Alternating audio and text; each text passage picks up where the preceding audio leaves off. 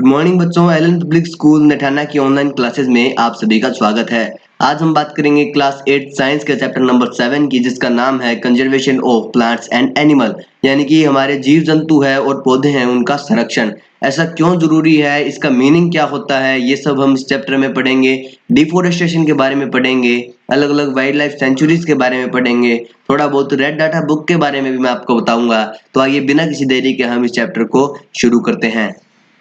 सबसे पहले आप इस चैप्टर में क्या पढ़ेंगे, व्हाट विल यू लर्न। इस चैप्टर में पढ़ेंगे आप you will learn about biodiversity. आप बायोडाइवर्सिटी के बारे में पढ़ेंगे, नेचर के अंदर जो बायोडाइवर्सिटी, उस नेचर में जो विविधता है उसके बारे में पढ़ेंगे। डिफोरेस्टेशन, जो हम जंगल वगैरह काट रहे हैं उनके बारे में पढ़ेंगे। Conservation of forest and wild life के बारे में पढ़ेंगे। बायोस्फीयर रिजर्व, स्पीशीज और वाइल्ड लाइफ सेंचुरीज के बारे में पढ़ेंगे। नेशनल पार्क के बारे में पढ़ेंगे और प्रोजेक्ट टाइगर के बारे में पढ़ेंगे। तो आइए बिना किसी देरी के स्टार्ट करते हैं। इंट्रोडक्शन से, द मटेरियल और the condition occurring in the nature and capable of economic exploitation are called natural resources. कि ऐसे जो मटेरियल या फिर ऐसी जो चीजें जो हमारी नेचर के अंदर अकर होती है, नेचर के अंदर पाई जाती है और जिनका आर्थिक रूप से महत्व होता है, हम आर्थिक रूप से वो एक्सप्लॉइटेशन के लिए कैपेबल होते हैं, आर्थिक के रूप से उनका स्पेशल महत्व होता है, उनको हम नेचुरल रिसोर्सेज बोलते हैं। These natural resources are used by the human being for their survival. ये जो नेचुरल रिसोर्सेज है वो मानव द्वारा अपने जीवन को व्यापन करने के लिए उपयोग में लिए जाते हैं। The human population has been increasing at a high rate. The natural resources is also being used in high greater qualities. कि जो ह्यूमन पॉपुलेशन तेज गति से बढ़ रही है, जिसके कारण जो नेचुरल रिसोर्सेज है उनको भी लोग एक बड़ी मात्रा में है वो यूज कर रहे हैं। टुडे, आजकल जो साइंटिस्ट है have discovered such tool and technology that people now have a high standard of living. Scientist ने एक ऐसी टूल्स और टेक्नोलॉजी को विकसित कर दिया है, डेवलप कर दिया है, जिनके कारण जो ह्यूमंस जो है, जो पीपल्स जो है, वो रहने के लिए मतलब हाई स्टैंडर्ड देखते हैं, ना कि रहने के लिए सीधा उनको मकान से मतलब नहीं है, उनको सुंदर और बढ़िया क्वालिटी के मकान से मतलब होता है। This is a result in A high demand of natural resources, जिनके कारण जो नेचुरल रिसोर्सेज है उनकी डिमांड बहुत ज्यादा बढ़ रही है। Utilization and exploitation of the resources at a fast rate is definitely causing their depletion, because the nature have a limited amount of them in reserve। कि जो इनका रेगुलर यूज करना, इनको ज्यादा से ज्यादा यूज करने वाले जो लोग हैं, जो बहुत ज्यादा तेजी से इनको यूज कर रहे हैं, इसके कारण इनकी डिप्लेशन हो रही है, इनका मतलब इनकी कमी होना शुरू हो गई है। क्योंकि जो नेचर है, जो प्रकृति है, उसके पास ये सिर्फ जो निश्चित अमाउंट में, एक लिमिटेड अमाउंट के अंदर उनके पास जो नेचर है उसके पास ये रिसोर्सेज मौजूद है। अगर हम इतनी तेजी से यूज करेंगे तो जल्दी ही हम सभी जो रिसोर्सेज है उनसे हाथ धो बैठेंगे, हमारे पास कोई भी नेचुरल रिसोर्स नहीं होंगे, हमारा जीना है वो मुश्किल हो जाएगा। Hence, at present, we should be thrifty using the natural resources so that there will be enough resources available for our future generation। कि हमें थोड़ा सा जो नेचुरल रिसोर्सेज है उनका यूज करना धीरे धीरे थोड़ा कम करना चाहिए, मतलब उनकी स्पीड है स्लो करनी चाहिए उसकी रेट को, ताकि जो हमारी आने वाली जनरेशन, हमारी आने वाली जो पीढ़ियां हैं वो इनको यूज कर सके। To protect the environment from the harm and destruction after known as conservation, many major are being taken. कि जो हमारा नेचर है उसको खतरे से बचाने के लिए, उसको बर्बादी से बचाने के लिए जो चीजें की जाती है उनको हम कंजर्वेशन बोलते हैं। यानी कि हमारे नेचर को बाहरी जो हार्मफुल चीजें हैं और डिस्ट्रक्शन से बचाना ही कंजर्वेशन होता है। इसके लिए बहुत सारी जो चीजें हैं, बहुत सारी जो मेजर्स है वो किए जाते हैं। Substances found in nature on the earth that can be caused by human kind are called natural resources. कि ऐसी चीजें जो पृथ्वी के अंदर, पृथ्वी के ऊपर प्रकृति में पाई जाती है, जो ह्यूमन बीइंग द्वारा यूज की जाती है, उनको हम नेचुरल रिसोर्सेज बोलते हैं। Air, water, land, soil, minerals, flora and fauna and sun energy are all natural resources. कि हवा, पानी, मिट्टी, भूमि, खनिज पदार्थ, जीव जंतु, पौधे और जो सूरज की जो प्रकाश ऊर्जा है, वो सभी जो हम यूज कर रहे हैं और ये सभी के सभी नेचुरल रिसोर्सेज है। It must be clearly understood that conservation does not mean that we have stopped the use of these resources completely। ये आपको पूरी तरह से अच्छे से समझ लेना चाहिए कि कंजर्वेशन का मतलब ये नहीं है कि हम इनका यूज करना ही बंद कर दें। हमें इनका यूज तो करना चाहिए, लेकिन लिमिटेड अमाउंट में। एक्सेस यूज, फास्ट रेट के अंदर यूज वो हमें नहीं करना चाहिए, क्योंकि इनके कारण जो है नेचर के अंदर जो इन चीज़ों की कमी आ जाएगी। हमारी फ्यूचर जनरेशन है उनको बहुत सारी दिक्कतों को देखना पड़ेगा, बहुत सारी दिक्कतों को झेलना पड़ेगा, और शायद हो सकता है कि हमारी पृथ्वी है वो खत्म भी हो जाए। तो यहाँ पे वाई दिस इज इम्पोर्टेंट, ये इंपॉर्टेंट क्यों है? Biodiversity boost the ecosystem productivity. जो इकोसिस्टम की जो प्रोडक्टिविटी है उसको बूस्ट करती है, उसको तेजी देती है biodiversity, where each species no matter how small how has an important role to play. कि बायोडाइवर्सिटी के अंदर जो प्रत्येक स्पीसीज है, जो अलग अलग जो प्रजातियां हैं, उनका मतलब उनका अलग रोल होता है। ये मैटर नहीं करता उनकी उनका साइज क्या है, वो छोटी है साइज में या बड़ी है, लेकिन सबका है वो खुद का एक इम्पोर्टेंट है वो रोल होता है जो उनको प्ले करना होता है। इट ओनली, यह केवल क्या होता है बच्चों, हम नेक्स्ट पेज पे जाके पढ़ते हैं कि इट ओनली मीन्स दैट, ये सिर्फ ये इसका मीनिंग ये है कि we have to use the resources wisely and judicially.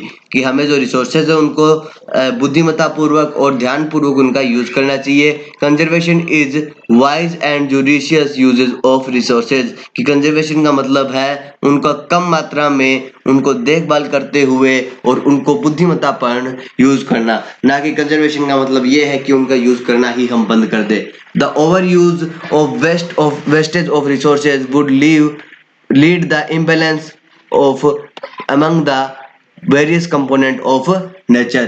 कि जो ओवर यूज है वेस्टेज का, जो वेस्टेज रिसोर्सेज का वेस्टेज करते हैं, उनका ओवर यूज करते हैं, जिसके कारण जो हमारी प्रकृति है उनके अंदर बहुत सारी चीजों के अंदर इम्बैलेंस आ सकते हैं, उनका संतुलन है वो बिगड़ जाता है।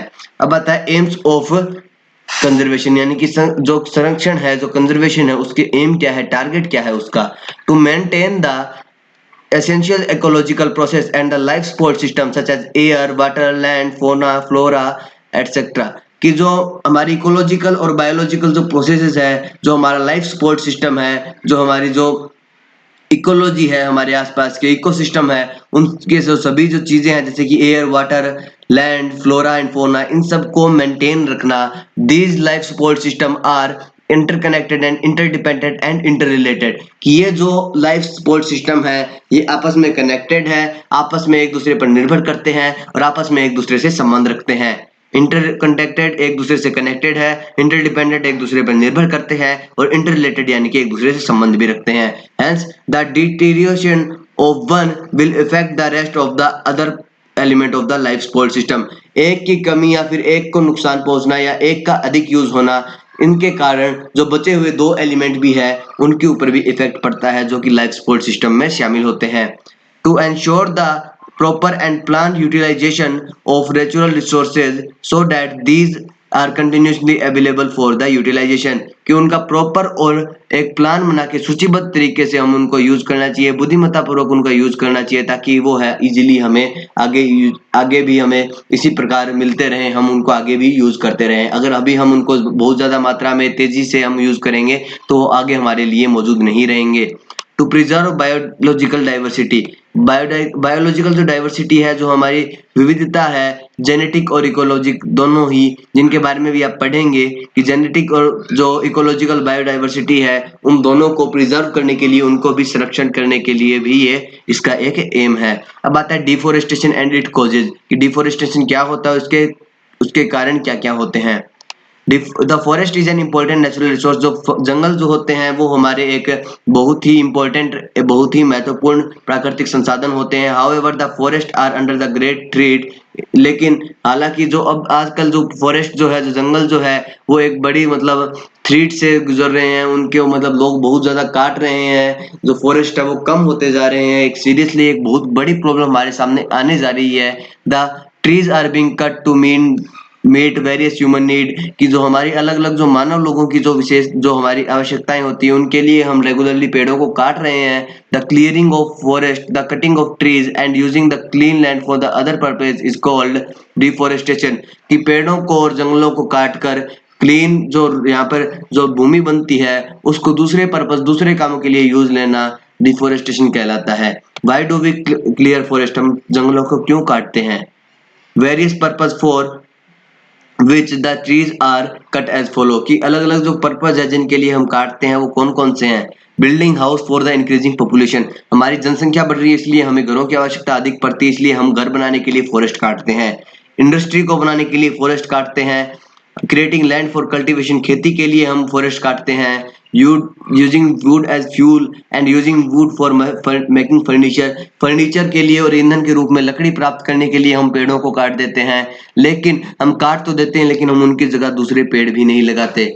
यूज करना चाहिए, फ्यूल बनाना चाहिए, फर्नीचर बनाना चाहिए, मकान भी बनाने चाहिए, कोई दिक्कत नहीं है, बनाओ, लेकिन काटने के बाद दूसरी जगह भी पौधा लगाओ। क्योंकि अगर आप ऐसा नहीं करेंगे तो एक समय ऐसा आएगा कि पृथ्वी पर फॉरेस्ट और जो पेड़ पौधे हैं वो खत्म हो जाएंगे। कार्बन डाइऑक्साइड का वातावरण इतना ज्यादा बढ़ जाएगा जिसके कारण पूरा जो हमारा एटमॉस्फेयर है गर्म हो जाएगा, पृथ्वी एक आग का गोला बनकर समाप्त हो जाएगी, इसके अलावा कुछ नहीं बचेगा।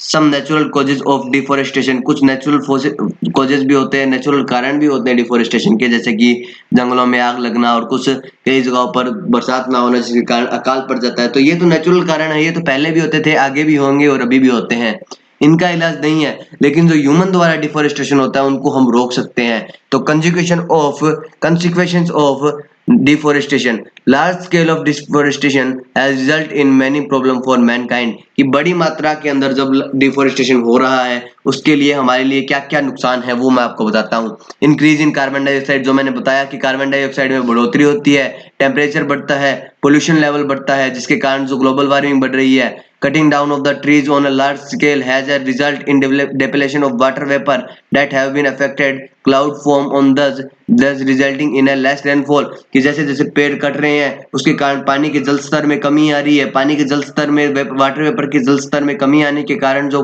क्लाउड्स जो है, जो बादल बनना है वो कम हो गए हैं और जिसके कारण जो बरसात है वो भी कम हो रही है।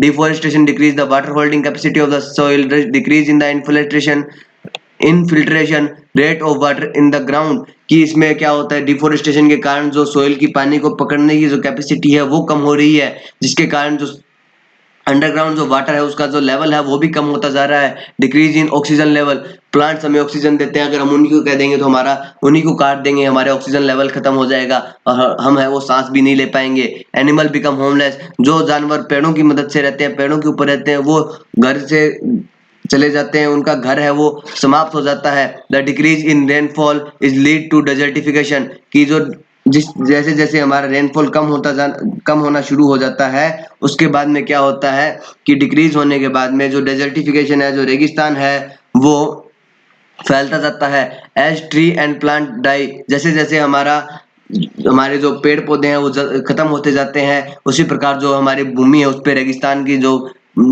का जो एरिया है वो वास्ट होता जाता है, विस्तृत होता जाता है। Fewer trees result in more soil erosion, कि कुछ ट्रीज है जो जिनके कारण जो है वो कुछ ट्रीज काटते हैं जिसके कारण हमारे सोइल इरोजन भी लीड होता है, जिसके कारण जो हमारी टॉप फर्टाइल सोइल होती है, जो मिट्टी होती है उसकी जो टॉप मोस्ट परत होती है जो सबसे फर्टाइल होती है, वो बहकर बाहर चली जाती है, जिसके कारण हमारी मिट्टी है वो अपना उपजाऊपन है वो खो देती है। Exposing the lower and Hardy and Rocky layers which is less fertile, और ऊपर क्या बचता है, सिर्फ जो लोअर हार्डर और जो रॉकी लेयर्स होती है सोइल की वो बचती है, जो कि बिल्कुल भी फर्टाइल नहीं होती या फिर लेस फर्टाइल होती है, हम वहां पर खेती भी नहीं कर सकते। Over a period of time fertile land get converted into desert and this is called desertification, अगर ऐसा लंबा समय तक चलता रहे, जो ऊपर की परत है वो जाती रहे, बहती रहे पानी के साथ, हवा और प्लांट्स को निकालने के साथ, तब क्या होगा, वो जो जगह है वो धीरे धीरे डेजर्ट में बदलना शुरू हो जाएगी और इस प्रोसेस को हम बोलेंगे डेजर्टिफिकेशन, यानी कि रेगिस्तानीकरण। रेगिस्तान बनना किसी जगह का अपने आप, जैसे कि हमारा थार रेगिस्तान है उस तरह से, उनमें ना ही कोई पक्षी रहता है, सॉरी पक्षी क्या, ना ही कोई इंसान रह पाता वहां पर, ना ही वहां पर कोई काम करता है, बहुत कम लोग हैं जो वहां पे काम करते हैं। वहां पे रेगुलरली कभी भी धूल के बवंडर आ सकते हैं, कभी भी आपकी जान जा सकती है, कभी भी आपको सांप काट सकता है, कभी भी आपको रेप्टाइल्स आप पर हमला कर सकते हैं। सबसे डेंजरस जगह है वो है रेगिस्तान, और वो अगर पूरी पृथ्वी का बन जाए तो आप सोच सकते हैं कि हालत कैसे हो सकते हैं। A number of useful products obtained from trees are lost when trees are cut, कि कुछ important useful जो प्रोडक्ट होते हैं जो हमें ट्रीज से मिलते हैं वो भी खत्म होना शुरू हो जाएंगे, जैसे जैसे ट्रीज को हम काटते रहेंगे। अगर हम काटते रहेंगे और दोबारा नहीं लगाएंगे तो ट्रीज की कमी आएगी और जो प्रोडक्ट हम यूज करते हैं वो भी हम यूज नहीं कर पाएंगे। एक्टिविटी नंबर 1 क्या है, विजिट अ क्रॉप फील्ड, एक खेत में जाइए, पार्क में जाइए और फॉरेस्ट में जाइए, इन विच ट्रीज हैव बीन कट, जहाँ पर ट्रीज काटे गए हों, note down the number name of plant and tree present in each habitat and area separately, कि वहाँ पर मौजूद अलग अलग जो पेड़ पौधे हैं और जो जानवर हैं उनके नाम लिखिए। Compare the number of plant and animal in each area and try to explain the result. प्रत्येक जो क्षेत्र है उनके जो एरिया है उनके अंदर जो प्रत्येक क्षेत्र का जो प्रत्येक एरिया का जो जीव जंतु है उनके जो नंबर है उनको कंपेयर कीजिए और बताइए कि उनको एक्सप्लेन करने की आप कोशिश कीजिए। अब आता है बायोडाइवर्सिटी एंड बायोस्फीयर, की बायोडाइवर्सिटी क्या होता है और बायोस्फीयर क्या होता है, उनके बारे में भी आइए हम पढ़ते हैं कि बायोडाइवर्सिटी क्या होती है। बायोडाइवर्सिटी को हिंदी में बोलते हैं बच्चों जैव विविधता और बायोस्फीयर को बोलते हैं जैव मंडल। तो आइए शुरू करते हैं। द टर्म बायोडाइवर्सिटी और biological diversity refer to a variety of animals, that is plants and animals and और micro organism existing on the earth. कि जो टर्म है बायोडाइवर्सिटी यानी कि जैव विविधता या बायोलॉजिकल डाइवर्सिटी, वो किस चीज को रेफर करती है? वो रेफर करती है हमारे पृथ्वी पर मौजूद जितने भी जीव जंतु है, ऑर्गेनिज्म है, प्लांट्स है, एनिमल्स है और जितने भी जीवाणु है उन सभी की वैरायटी को। बायोस्फीयर जो वर्ड है वो रेफर करता है the part of earth where the living organism exist और the region of earth where which support life. कि जैव मंडल है जो बायोस्फीयर है उसका मीनिंग क्या होता है कि पृथ्वी की एक ऐसा हिस्सा जिनके ऊपर जो लिविंग ऑर्गेनिज्म रहते हैं वो होता है बायोस्फीयर, या फिर ऐसा हिस्सा पृथ्वी का जो लाइफ को सपोर्ट करता है, जहां पर जीवित जिंदगी पॉसिबल है, उसको हम बोलते हैं biosphere. The most serious threat to our biodiversity loss come out of habitat destruction of living places of organism। कि हमारी जो बायोडाइवर्सिटी है उसको खत्म होने के जो खत्म होती जा रही है उसके लिए सबसे बड़ा जो खतरा है वो है उनका हैबिटेट डिस्ट्रक्शन, यानी कि जो जीवन बिताने वाले अपने जो पक्षी है और जितने भी ऑर्गेनिज्म है जो उस जगह पे रहते हैं उस जगह को डिस्ट्रॉय करना ह्यूमन द्वारा ऐसा किया जाता है अपने फायदे के लिए। वो दूसरे पक्षियों का, दूसरे जानवरों का, यहाँ तक कि दूसरे इंसानों का भी घर है वो डिस्ट्रैक्ट कर सकते हैं, डिस्ट्रॉय कर देते हैं, जिसके कारण जो ह्यूमंस की के लिए एक बहुत बड़ा खतरा है वो बनता जा रहा है, जो ह्यूमन के लिए एक बहुत बड़ा खतरा बन के उभरने वाला है। Habitat destruction take place due to deforestation, construction of dam, cities, industries, croplands, mines and many other activities. की जो हैबिटुअल जो हमारा डिस्ट्रक्शन है, जो पक्षियों का, पशुओं का और अदर ऑर्गेनिज्म का जो उनका घर है, जो लिविंग प्लेसेस हम डिस्ट्रॉय इसलिए करते हैं, किसके लिए करते हैं? डिफोरेस्टेशन के लिए करते हैं, डैम बनाने के लिए, सिटी बनाने के लिए, इंडस्ट्रीज बनाने के लिए, खेत बनाने के लिए, खाने बनाने के लिए और भी अलग अलग चीजें बनाने के लिए हम अपने फायदे के लिए दूसरे का घर उजाड़ देते हैं।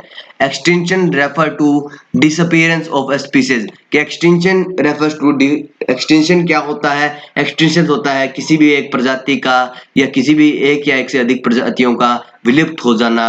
Species that once lost can not be retrieved. अगर मान लीजिए कोई प्रजाति एक बार पूर्णतः खत्म होगी तो हम उसको दोबारा इस पृथ्वी पर नहीं ला सकते।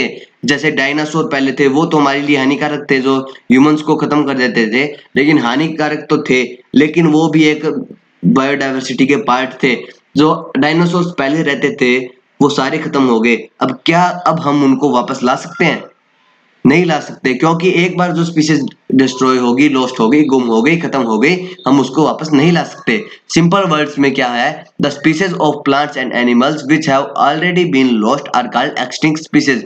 कि ऐसे साधारण शब्दों में कि प्लांट्स और एनिमल्स की ऐसी प्रजाति जो पूर्णतः अभी तक खत्म हो गई हो, उनका एक भी पार्ट है, एक भी उनकी कोई जाति का हिस्सा, उनकी प्रजाति का कोई भी सदस्य मौजूद ना हो, उनको हम एक्सटिंक्ट स्पीशीज बोलते हैं। एग्जांपल के तौर पर द एंटायर पॉपुलेशन ऑफ डोडो, एक डोडो पक्षी था, उसकी पूरी जो जनरेशन है, पूरी जो उसकी पॉपुलेशन है, यूनिक वर्ड ऑफ मेरिटिस का एक यूनिक वर्ड था, was killed by the native for food in 17th century. वो गिद्धों द्वारा खत्म कर दिया गया, डोडो पक्षी को खाकर खत्म कर दिया गया 17th सेंचुरी में। द बर्ड बिकेम एक्सटिंक्ट, और बाद में जो बर्ड है वो एक्सटिंक्ट हो गया, विलुप्त हो गया। इन आवर ओन कंट्री, हमारी कंट्रीज के अंदर we have similarly lost forever 35 species of wild mammals and 95 species of wild bird and 7 of other wild animal। कि हम हमारी जो इंडिया जो हमारी कंट्री है उनके अंदर भी हमने 35 जो वाइल्ड मैमल्स है उनकी स्पीसीज को लॉस्ट किया है, और जो 95 जो वाइल्ड बर्ड्स है वो भी विलुप्त हो गए हैं पृथ्वी जो हमारे इंडिया कंट्री है, और बहुत सारे ऐसे जो हमारे वाइल्ड एनिमल है वो भी विलुप्त हो रहे हैं। एग्जाम्पल के तौर पर for instance two horn rhinoceros in Sundarban, Indian cheetah, Siberian tiger, golden langur, Himalayan quail, pink headed duck, golden eagle had already disappeared from the India fauna in the recent part। कि जो दो सींग वाले जो गैंडे हैं और भारतीय जो चीता है, साइबेरियन टाइगर है, गोल्डन लंगूर है, हिमालयन कोयल है, गोल्डन हेडेड जो बतख है और जो गोल्डन ईगल है, ये अभी तक है वो डिसअपियर हो गए हैं। भारत की जो जो जंतुओं की जो जितनी भी कैटेगरीज है उनके अंदर से ये है वो एकदम डिसअपियर हो गए हैं, गायब हो गए हैं, अब हम इनको नहीं देख पाते हैं। The extinct plant in our country are Brahma Kamal and सर्पगंधा। सर्पगंधा और ब्रह्म कमल जो बहुत ही महत्वपूर्ण जो दो प्लांट्स थे वो हमारी जो कंट्री है, जो हमारा देश है, उससे विलुप्त हो गए हैं, उससे गायब हो गए हैं। कारण क्या है? कारण हम खुद है, ह्यूमन है, वो खुद इन सब का कारण है। हमें सोच समझ करके यूज करना चाहिए, लेकिन हम अंधाधुंध पेड़ों को काटते जा रहे हैं, जानवरों को मारते जा रहे हैं, उनका घर बार छीनते जा रहे हैं, घर उजाड़ते जा रहे हैं, और जिसका जो फल है वो हमें अभी भुगतना पड़ेगा या फिर हमें फ्यूचर के अंदर पृथ्वी के ऊपर से पूरा जीवन को खोकर है उसको भुगतना पड़ेगा। पृथ्वी पर से जो जीवन है वो पूरी तरह से समाप्त हो जाएगा अगर ऐसा रेगुलरली चलता रहा।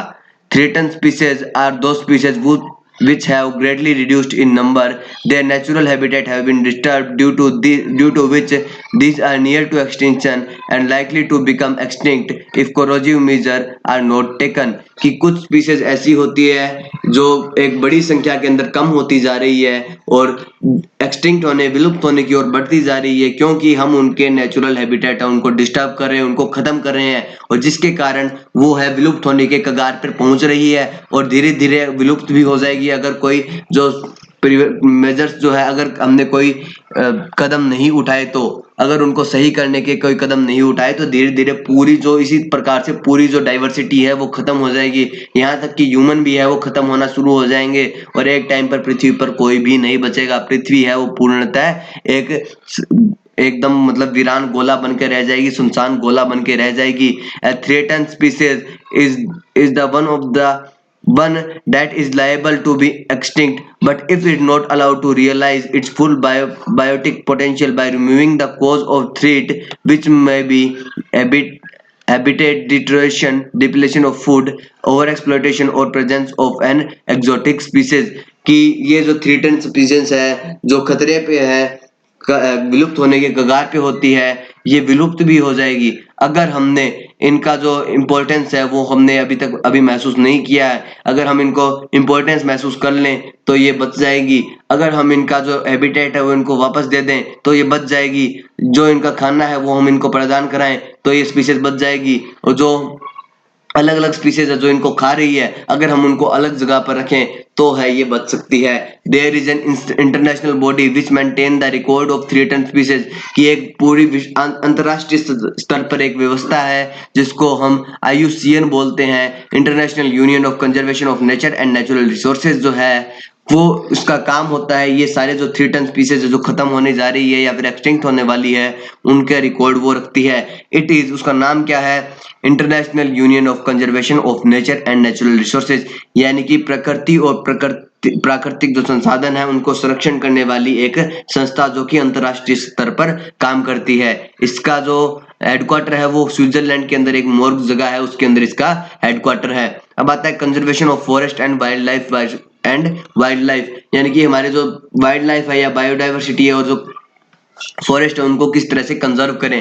पहला, cutting of tree is should be avoided, कि जो पेड़ों को काटना है वो अवॉइड किया जाए। अगर काटना जरूरी है तब प्लांटिंग ऑफ ट्री यानी कि एफॉरेस्टेशन शुड बी अंडरटेकन। उनके काटने के बाद उनकी जगह जितने पेड़ हमने काटे हैं उनसे ज्यादा पेड़ हमें भी लगाने चाहिए। Hunting of animal which is band should be strictly enforced, कि जो जानवरों को मारना जो कि बैन भी किया गया है उसको और स्ट्रिक्टली उनको एनफोर्स करना चाहिए, उसके जो नियम है उनको और कड़क करना चाहिए। Illegal trade off animal skin and elephant tusk should be checked, कि जो जानवरों की जो हम लेदर की चीजें पहनते हैं जो जानवरों की चमड़ी से बनकर मिलकर बनती है, जो कि एक इलीगल चीजें होती है, इनका ट्रेड करना, उनको व्यापार करना, लेकिन फिर भी है जो ह्यूमन उनको मार देते हैं और उनकी चमड़ी उधेड़ कर या फिर जिंदा की चमड़ी उधेड़ कर हमारे जो यूजफुल जो लेदर के जो पर्स हम शो के लिए यूज करते हैं वो बनाते हैं। और जो हाथी के जो दांत है वो भी उनको बेचने के लिए, उनको उनसे पैसे कमाने के लिए जो जिंदा हाथी उनके दांत तोड़कर उनको बेच दिया जाता है। तो आप देख सकते हैं कि जो ह्यूमन जो है वो कितना अत्याचार कर रहे हैं और इसके कारण जो ह्यूमन है उनको इसका जो इनका जो अंजाम है, इनका जो रिजल्ट है वो भुगतना पड़ेगा, किसी ना किसी रूप में भुगतना पड़ेगा। जैसे कि अब अलग अलग जो महामारियां हैं वो भी इनके इन्हीं के कारण नहीं, इनके कारण तो मैं नहीं बोलूंगा बच्चों, ये तो कोई साइंटिफिक रीजन नहीं होता, लेकिन जो हमारे नेचुरली जो डिजास्टर आते हैं वो इन्हीं के कारण तो आते हैं, क्योंकि हम जो है प्रकृति के साथ छेड़छाड़ कर रहे हैं। अगर हम प्रकृति के साथ छेड़छाड़ नहीं करेंगे तो पृथ्वी है वो संतुलित हो जाएगी, और अगर हमने छेड़छाड़ करना बंद नहीं किया और रेगुलरली छेड़छाड़ करते रहें तो एक दिन पृथ्वी है उस पे से जो जीवन है उसका नाश हो जाएगा। Dependence on wood as a fuel should be reduce, कि फ्यूल के लिए सिर्फ लकड़ी के ऊपर निर्भर रहना उसको कम करना चाहिए। Alternate source of energy should be encourage, और जो दूसरे जो चीजें हैं एनर्जी के जो स्रोत है उनको एनकरेज करना चाहिए। अब आता है to protect flora and fauna protected area like biosphere reserve, national park, sanctuaries have been earmarked, कि कुछ जो जीव जंतु है, जो पेड़ और पौधे हैं उनको और जानवर है उनको बचाने के लिए, उनको जीवित रखने के लिए कुछ प्रोटेक्टेड एरिया बनाए हुए हैं, जैसे कि बायोस्फीयर रिजर्व हो गए, नेशनल पार्क हो गए और सेंचुरी हो गई। Effective system to prevent and fight forest fire should be establish, कि जो जंगलों में आग लगती है उनको रोकने के लिए और उनसे लड़ने के लिए एक सिस्टम बनाया जाना चाहिए। Regular surveys of to monitor the population of all the species in animal should be conducted, कि जितने भी हमारे जंगलों के अंदर प्रजातियां रहती हैं उन सभी को एक मॉनिटर द्वारा उनके द्वारा रेगुलर सर्वे कराया जाना चाहिए उनके, कि कौन सी जो प्रजाति है वो कम हो रही है, कौन सी ज्यादा बढ़ रही है। Government should make strict rule and law for protection of forest, की जो गवर्नमेंट है, जो सरकारें हैं उनके द्वारा एक स्ट्रिक्ट रूल बनाए जाने चाहिए, स्ट्रिक्ट नियम बनाए जाने चाहिए जो फॉरेस्ट है उनकी प्रोटेक्शन के लिए, फॉरेस्ट की प्रोटेक्शन के लिए अलग अलग लॉज बनाने चाहिए। We have to play an important role in conservation of forest, और हम सबको भी जो पेड़ पौधे हैं उनको बचाने के लिए, जंगलों को बचाने के लिए अपना एक महत्वपूर्ण रोल है वो प्ले करना चाहिए, अदा करना चाहिए।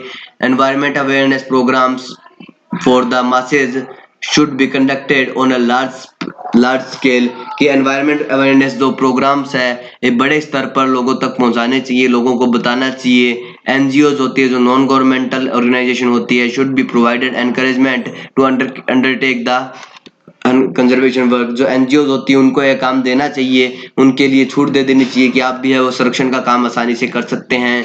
अब डू यू नो, क्या आप जानते हैं इन इंडिया, भारत में 110 नेचुरल पार्क है, 543 सेंचुरीज है और 18 बायोस्फीयर रिजर्व है। India contain 2 of the 13 biodiversity hotspot of world, north east India and western Ghats और वर्ल्ड नॉर्थ ईस्ट इंडिया है, उनमें से जो 13 हॉटस्पॉट है उनमें से 2 हॉटस्पॉट भारत के अंदर है। These 2 areas are very rich in biodiversity, और ये दोनों जो एरियाज है, जो क्षेत्र है वो बायोडाइवर्सिटी के अंदर बहुत ज्यादा रिच है, उनमें बायोडाइवर्सिटी बहुत ज्यादा देखने को आपको मिल जाती है। How can be overcome the problem of deforestation, कि जो डिफोरेस्टेशन है, पेड़ों को काटना है, उस प्रॉब्लम से हम किस तरह से उबर सकते हैं।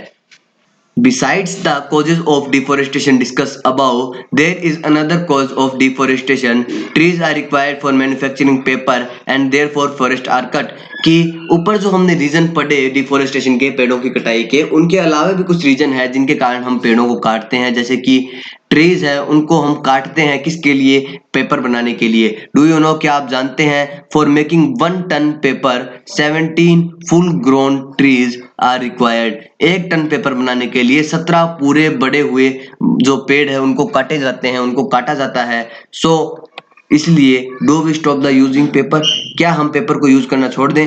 नो वी शुड, हमें यूज करना चाहिए। Therefore ensure that we do not waste paper, हमें यूज करना चाहिए लेकिन जो पेपर को वेस्ट है वो नहीं करना चाहिए। Right on the both side of paper, paper की दोनों तरफ हमें लिखना चाहिए this will reduce the consumption of paper, और इसके कारण जो पेपर का यूज होना है वो कम होगा। पेपर इज रिसाइकल, पेपर को रिसाइकल करना चाहिए। Paper can be recycled 5 to 7 time for use, paper को हम 5 से 7 बार रिसाइकल करके यूज कर सकते हैं। Recycling of paper is an good alternative, जो रिसाइकलिंग ऑफ पेपर है वो एक अच्छा तरीका है पेपर को बचाने का। This is not only save tree but also save energy and water needed for manufacturing paper, इसके कारण सिर्फ पेड़ ही नहीं बचेंगे, इसके अलावा जो एनर्जी और पानी जो रिक्वायर होती है पेपर बनाने के लिए वो भी बचेगी। Another advantage of is that the use of harmful chemical in paper making is reduced, जो हार्मफुल केमिकल जो हम यूज करते हैं पेपर बनाने के लिए उनका यूज भी कम होगा, तो इसलिए हमें पेपर को भी ध्यानपूर्वक यूज करना चाहिए। Deforestation can be overcome by reforestation,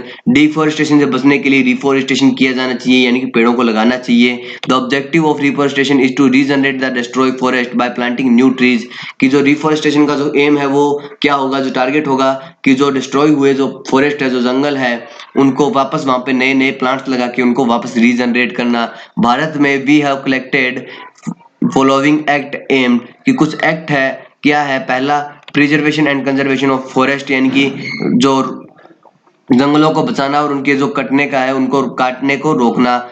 दूसरा क्या है, to meet the basic need of people living in and around the forest area, कि किसके लिए, जो है हमारे जो फॉरेस्ट एरिया के आसपास जो लोग रहते हैं जिनको रहने के लिए और ज्यादा जगह की जरूरत होती है उनके लिए है वो अलग अलग जो है वो फैक्ट जो एक्ट है वो बनाए गए हैं। पहला एक्ट है फॉरेस्ट कंजर्वेशन एक्ट है 1927 का, और वाइल्ड लाइफ प्रोटेक्शन यानी कि जानवरों को बचाने के लिए एक्ट है जो कि 1972 में बनाया गया था, लेकिन लागू वो 1991 में किया गया था, यानी कि इतने साल बाद में इसको लागू किया गया था।